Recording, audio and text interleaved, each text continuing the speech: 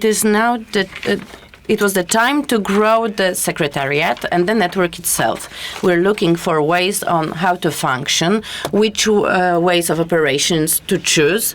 We've decided that the network should be an institution working on many different platforms, not only international ones, but also subject-wise. We didn't want to limit ourselves only to educating and science, but to provide high-quality projects that support dialogue on the history of 20th century, on all possible opportunities and levels of cooperation. This is how first projects were set up. You can see the photos from some of them. The genealogy of Remembrance, the first project of the network, the conference, a conference that we wanted to be enrooted in the science community, so that we, as a network, would not be treated as some suspicious actor that would do political history in a disputable way. And that's why we invited scientists from all over the world, and we started the whole cycle of those conferences, because they are held annually ever since. And the authors of this event were today Professor Joanna Wawrzyniak, Dr. Joanna Bakier, and Professor Jan Rydel together. Once a year, all of the elite of the scientific researchers on the Remembrance meets once a year in Warsaw to discuss those subjects. This year, for the first time, we're going to have it in Berlin in September. The second important project, that was the Symposium of the Remembrance of Europe. That was a networking event, not a very typical conference, but that was the meeting with the representatives of people dealing with history, with remembrance in many different areas of Europe and of the world, and doing that in many different ways. And again, a few names here, because we're looking for ways to cooperate through working with people, and that was an idea by Professor Andrzej Nowak, Professor Cichocki, Łukasz Kamiński, Bazyl Karski, Matthias Weber, and Attila Pock. And at the same time, those people of very different life stories, very different mindsets, but knowing that that is much needed, that in this community, in this environment, we need an institution that would support dialogue between those institutions, not only to brag about wonderful events, but to discuss also things that we failed at and what to do in order not to fail again. I'd like to also say, before I ask our next speaker, that the network is an institution for difficult times. It's not an institution only for times when everything is beautiful and wonderful between all the countries, when we have good relations, when there are no problems. As it grew up out of conflict, out of problem, it has the right competencies to be the transmission path, sometimes very narrow contact, sometimes a broad road of contacts in those more challenging situations. Right now, I would like to ask Dr. Zoltán Maruzsa, the Secretary of State in the Ministry of Interior of Hungary, responsible for public education, and a member of the advisory committee of the network and a huge friend of the network. Thank you very much for coming. Please.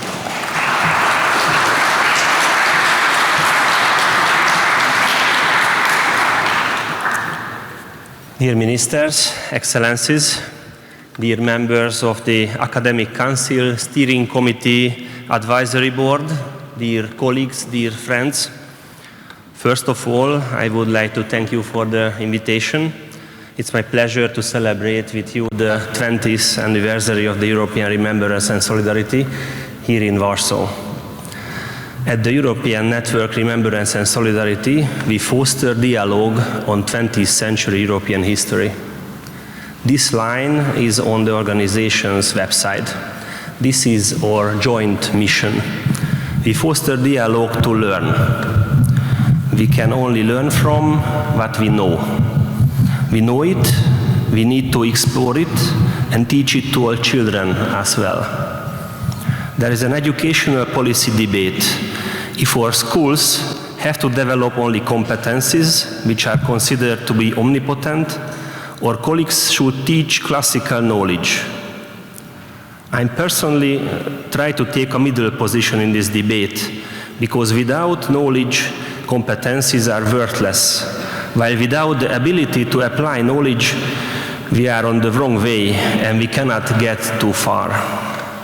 There is therefore a need for an education system which we can combine the two approaches. I do believe that a curriculum like that can be developed. We wish that at the age of 18, such young people leave our education systems who have sufficient in-depth knowledge of national and global history, while also having the ability to think historically. It's important to us because our history is one of the crucial elements of our identity. Today, as the global world is on our children's room as never before, it is especially important to strengthen our identity, to strengthen national and European identity. We can recognize that there are countries with a different approach, where the importance of history education has diminished. It has transformed to teaching just contemporary history, civic studies, sociology. In some countries, colleagues no longer teach the history of antiquity, the Middle Ages, or the era of nation building, because according to modern perspectives, all of these are useless and uninteresting, with no relevance of the needs of the labor market. I see this as a big mistake, a trend that can undermine the cultural foundations of our societies in Europe. This is why the activities of ENRS to foster dialogue on 20th century European history are of great importance, so that we can learn and discuss our common European past as well. I joined the network of ENRS more than a decade, just about that a time when the work of this organization got professional. I remember quite well the first discussions, especially the pressure from the German delegates to prepare reports and plans before the meetings, to send them out and to prepare long-term plans and projects. We gave many tasks to the Warsaw office at that time. It's a pleasure to see that all these came true, that during the recent years, a professional team was set up under the leadership of our friend Rafał Rogulski, who organize small and large events all over Europe each year. This makes the European network Remembrance and Solidarity a great platform for dialogue on our common European history. Therefore, the Hungarian government is more than happy to participate in this international cooperation, even when sometimes our governments have disputes, sometimes even conflicts.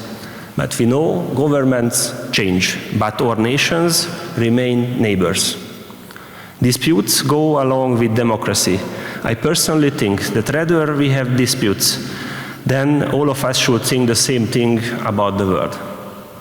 If we spend a lot of time together, we understand better each other. The high-quality events organized by the ENRS year to year provide great opportunities for this. So thank you for that. At the end, I would like to thank to the delegates of all member states for their cooperation. Thanks to the Warsaw headquarters for their dedicated work, personally to Professor Riedel and Rafał Rogulski, and of course to their colleagues.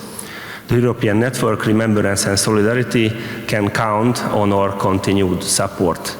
I wish for all of us a great gala evening and a fruitful work tomorrow. Thank you.